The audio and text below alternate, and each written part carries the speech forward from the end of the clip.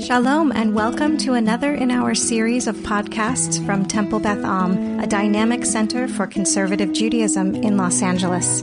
This is a recording of a Shabbat sermon by Rabbi Matt Shapiro. I woke up this morning and the challenge lay before me. 3 small children who must be managed, a service that must be run, a drash that must be delivered, and hopefully a Shabbat nap at the very end. As I set out upon my way, the obstacles emerged. A particularly cranky 3-year-old, a 6-year-old whose hair would not stay out of his face, and a 10-year-old who unexpectedly wanted to join me on the walk to Shul when I had hoped to have a few moments quiet to myself. And yet, yea, verily, and or forsooth, I set out on the long quest all the way from Bedford to La Cienega, dodging cars moving upwards of 10 miles per hour. And I crossed the intersections and trod through the gate. And I have victoriously conquered the Shabbattunes. And yes, now here stand before you, delivering this drash with the long-awaited hope of a nap waiting for me, hopefully, at the very end.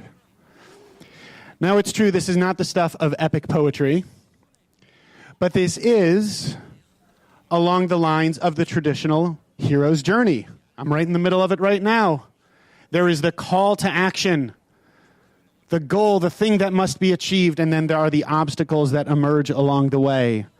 And then traditionally there is then the reward, in this case, feeling good about what I've done this morning, hopefully, and then the return back to where I started at the end. I'll let you guys know if I make it to that nap. We tell ourselves stories about these journeys. The author Joan Didion, of course, famously said, we tell ourselves stories in order to live. And one of our most famous stories, of course, happens at the beginning of this week's parasha when Avraham is called, and God tells him, Lech-Lecha mi-artzecha mi-moladeticha mi-beit avicha el haaretz asher ereka, leave your land, your birthplace, your father's house to the land that I will show you. And you can even hear in that there's a bit of a difference, because he is not told you'll come back here, but he's actually told you're going to go and you're going to stay where you are. At no point in the Torah does Avraham return from whence he came. And as Avraham responds to this call, I'll offer up the idea for us that there are journeys out in the world, the places that we go, the destinations geographic that we might hope to get to one day or that we're heading towards. And there's also, of course, the journey within ourselves. That it's possible for us to think about this call, this sense of exploration and obstacle and hopefully triumph, that we can think about the tasks, the things that we need to achieve within our own lives. The famous Hasidic Rabbi Reb Simcha Bunim, speaking of this, said, each person should test themselves to see if their ways may be improved. That this journeying that Avraham undertakes is not simply about can he get to Eretz Canaan, but he's being asked to reflect on himself. He's being charged with the duty of seeing how he as a person can grow and change in the ways that he needs to grow and change. The famous 20th century scholar of mythology, Joseph Campbell, who laid out this archetypical sense of the hero's journey, talked about the idea of a promised land that features so prominently in this parasha, and he talks about it as a metaphor as well. He says that the idea of the promised land refers to a place of spiritual peace in the heart, to be discovered through contemplation, which is not the first thing you think of when you read this parsha. You think about Avraham saddling his camels and his goats and getting everybody all together to head out on this journey. I didn't saddle any goats this morning, though. This idea that the journey that we're called to is to look within ourselves. How can I get to a place of greater peace and wholeness within myself? It's true, of course, there was a physical place that Avraham was going to. And yet there was also this individual task, this individual journey he had to take within himself. The Sfat Emet, the Gerer Rebbe, one of the more recent and quite famous Hasidic master, also taught that each person is created for a particular purpose, and there must be something in this world that she has to set right. Each person in the world, each one of us, has a unique and holy obligation that each one of us can only do for ourselves. Charlotte, there's something that you can do, that only you can do, that no one else in this world can do. And that's true for each and every single one of us.